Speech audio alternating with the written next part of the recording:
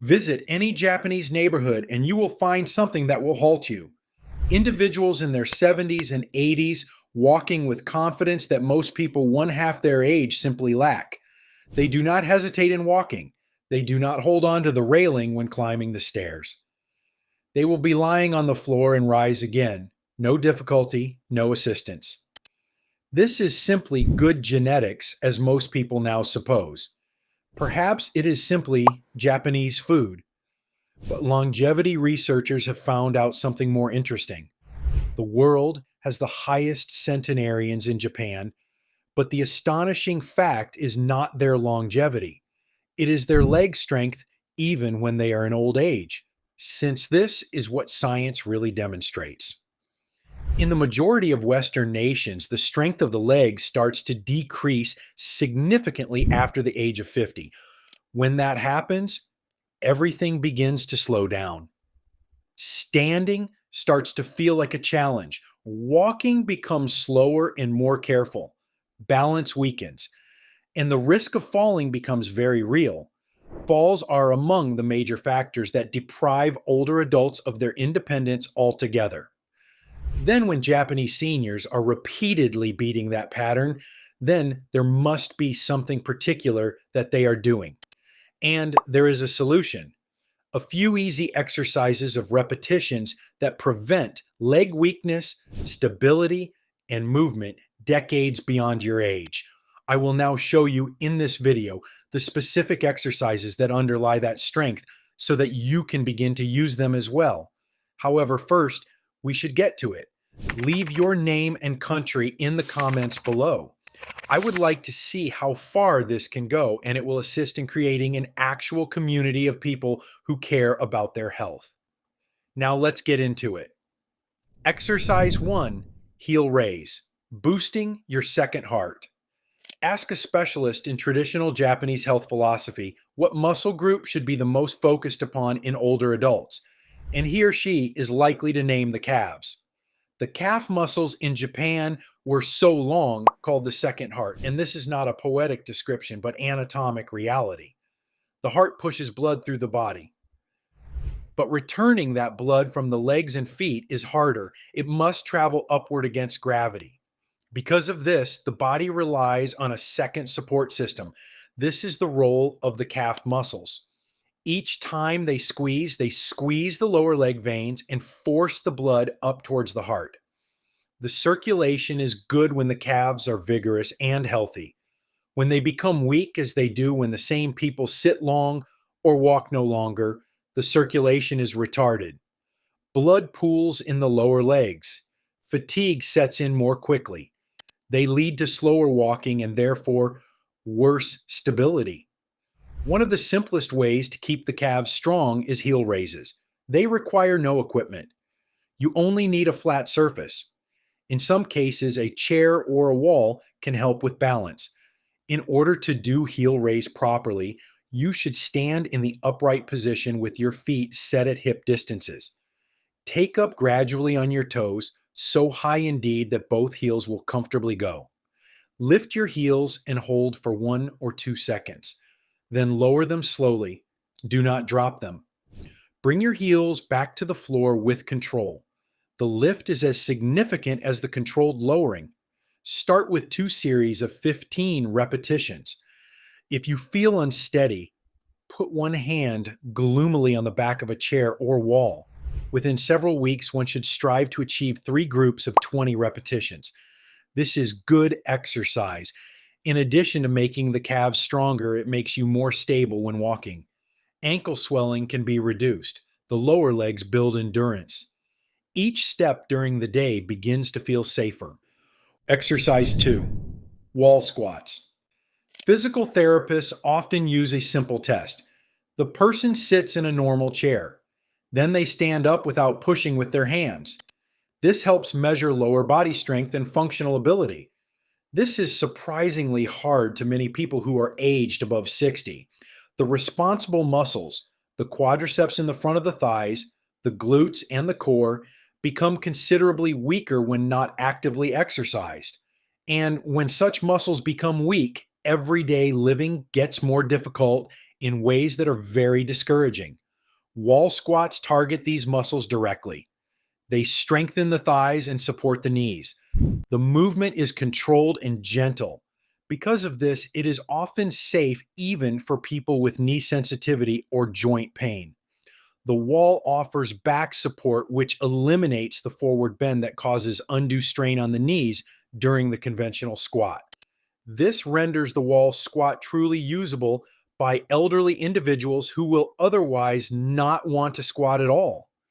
In order to do a wall squat, one should stand straight with the back on a clean wall and feet about a foot before a wall. Start moving your back down the wall and bend your knees on your way. Bend down until your thighs are fairly parallel to the floor, or in any case, as parallel as you find comfortable. Knees must be placed above the ankles and not pushed beyond your toes. Hold this position. This is the immediate action of the quadriceps. Breathe steadily.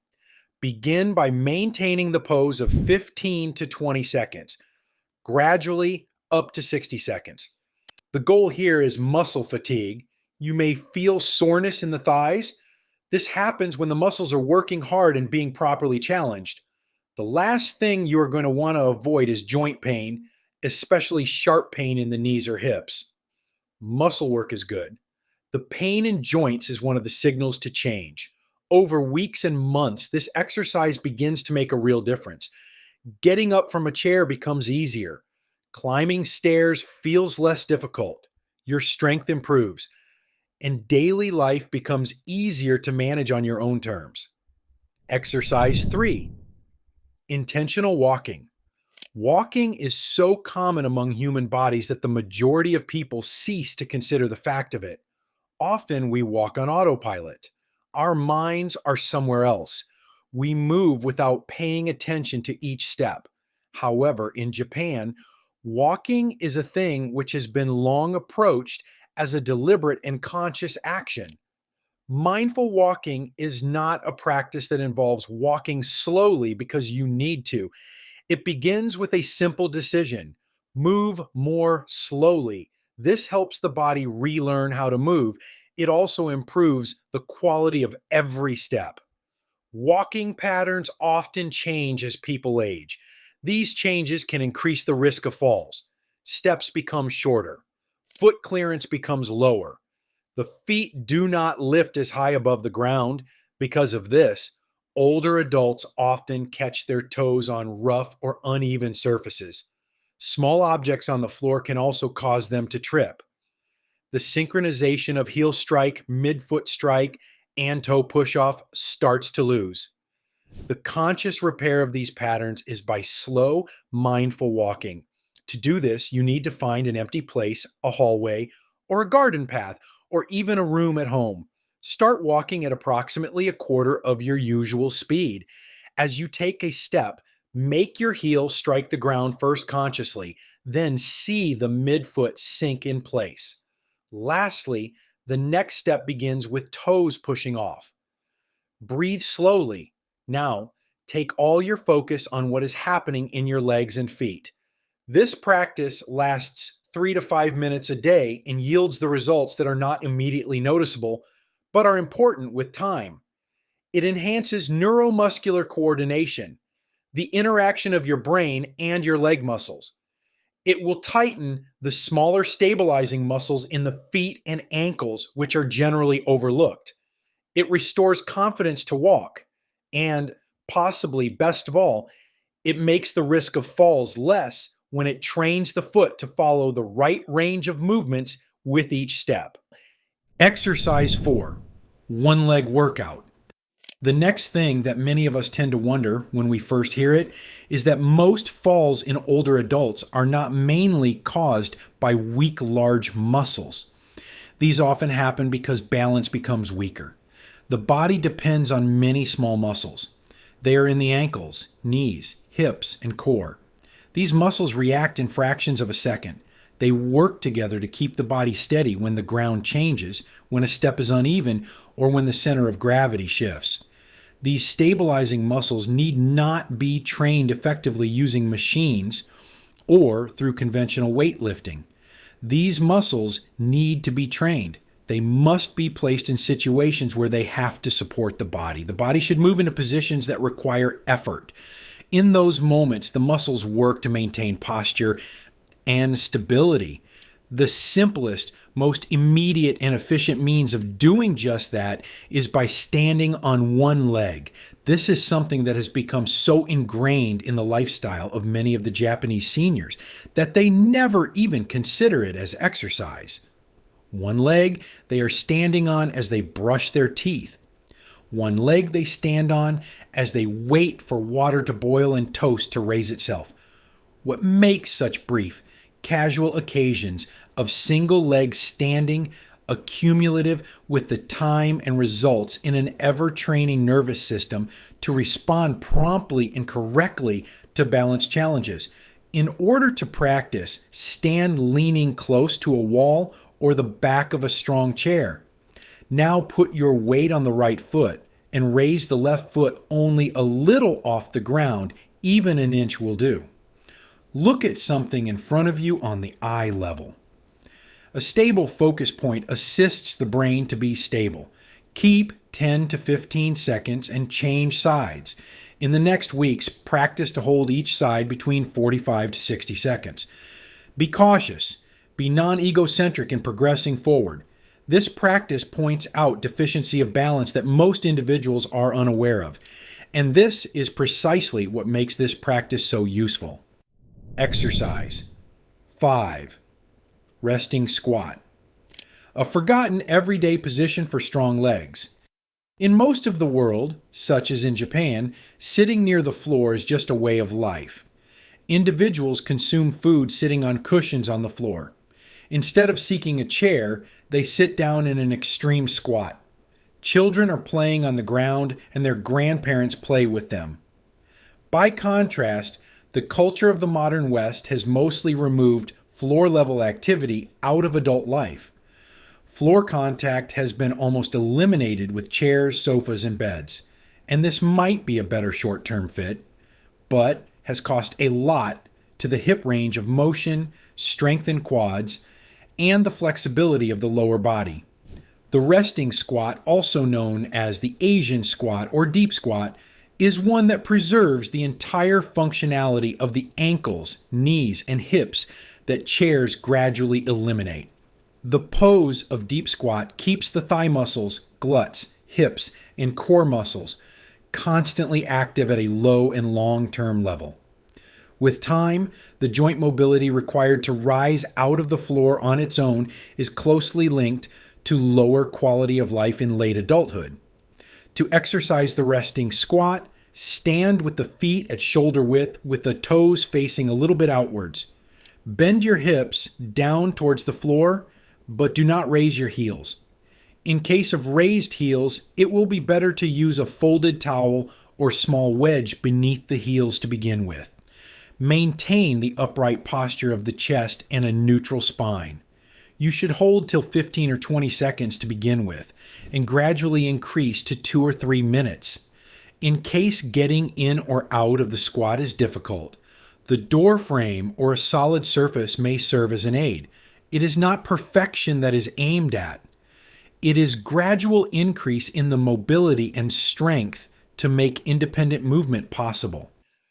Exercise 6, horse stance, also known as kibadachi.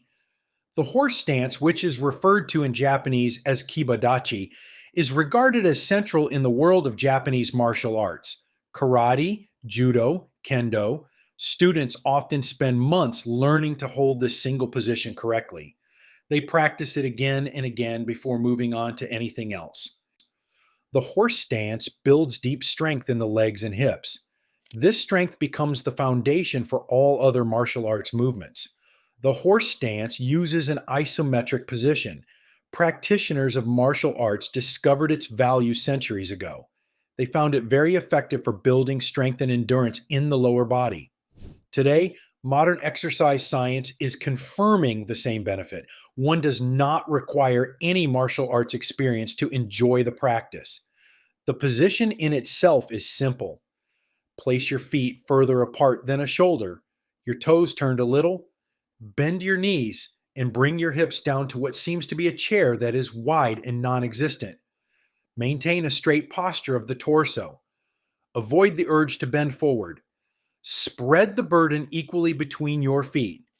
Your inner thighs, quadriceps, glutes, and the core would all work together to keep you in place. Start by maintaining the position for 10 to 15 seconds.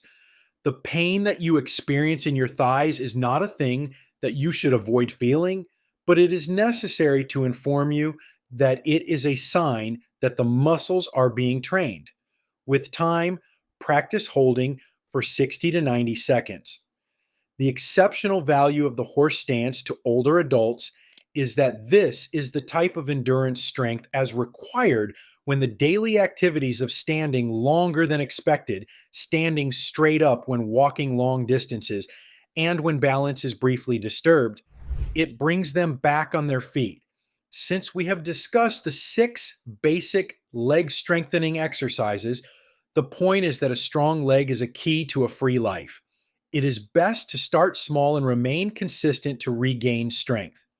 Choose one simple exercise that you feel comfortable doing and perform it daily in a week. You can feel how it becomes easier with getting used to it.